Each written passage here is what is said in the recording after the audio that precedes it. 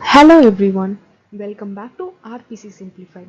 Today we are going to learn about a very interesting and important topic, composite materials. What exactly is composite? Why do we combine different materials and what makes the composite better than using a single material? Let's understand all this in a simple way. A composite material is an engineered material made by combining two or more different materials to obtain the better or specially designed properties.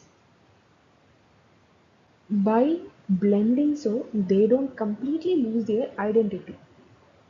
Instead, they work together. So the basic idea is very simple. Matrix plus reinforcement which gives us composite materials. That is the combination of different material gives their own useful properties for a better performing material. So, in general, they are used in aerospace, automotive, marine, construction, sports, wind energy, and many more. The basic components of the composite, as previously said, is matrix, reinforcement, and an interface. Let's understand them one by one. The matrix is the continuous phase of the composite. Think of matrix as the material that holds everything together. It functions as holding the reinforcement in position and then transferring and distributing the load, protecting the reinforcement, and giving the composite its shape and a surface finish. The matrix can be the polymer, metal, or ceramic. The next is reinforcement.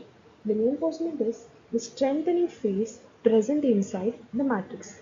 Its main purpose is to improve the properties such as strength, stiffness, load carrying capacity, and wear resistance.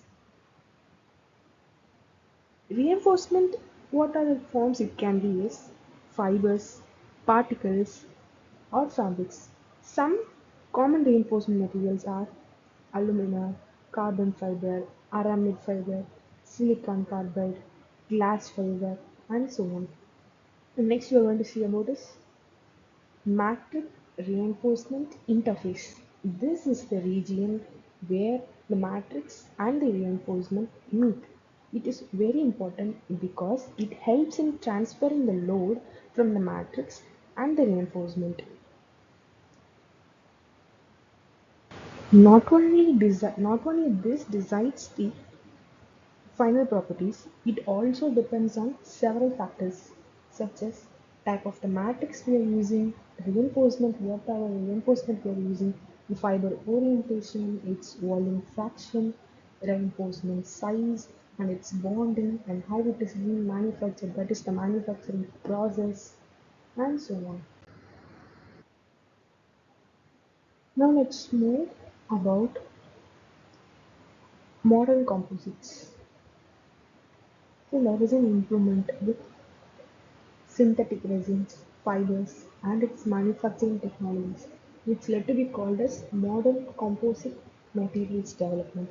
So early in 1900, the development of the synthetic polymers provided new matrices, new materials as a matrix. In 1907, the bakelite, developed by Leo Bakelite, one of the first commercially important synthetic thermosetting polymer, and this became the very important step toward the polymer-based composite.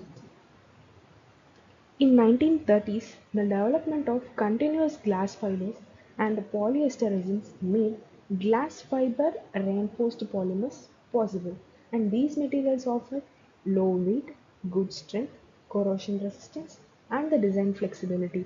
And followed by during the World War II, the demand for the lightweight and corrosion resistant materials for accelerated the composite development, particularly towards the military and aircraft applications. And followed by in the 1950s, the manufacturing processes such as filament winding, pultrusion, vacuum bagging, and advanced molding techniques helps expanding the composite applications. Followed by the carbon fiber had a major development in 1960s as it gave high stiffness, high strength with a low density. And followed by the years until now, today the composite technology has expanded even further and now we have nano composites, ceramic matrix composites, metal matrix composites, and even sustainable composites is being emerged. Are the composites or the modern invention? So now this is the very interesting part. You may think the composites are the modern invention because we hear about the carbon fiber and the advanced composites today. But actually, the concept of composites is thousands of years old. So it started from straw reinforced mud bricks. Ancient civilizations added straw to the mud to improve the strength of the bricks and to reduce the brick and to reduce the cracking. So here mud acts as a matrix and here the straw acts as a reinforcement. So this can be considered an early example of a fiber reinforced composite and followed by plywood is another example. The different layers of the wood are arranged with different grain directions. So this improves the dimensional stability and the strength. So this the arrangement of the wood strips teaches us a very important concept is orientation matters for the composite. And another one is traditional composite boards. So it includes Mongolian composite bows, used combinations of materials such as wood, horn, animal sinew, and adhesives. So why we use the different materials? Because each material performs the different function. For example, the horn provides the good compressive performance, while the cattle sinew provides high tensile strength. So even in the ancient times, people were effectively using these principles, use the different materials for different functions and make them work together. It's not just a modern invention, it is been back thousand years.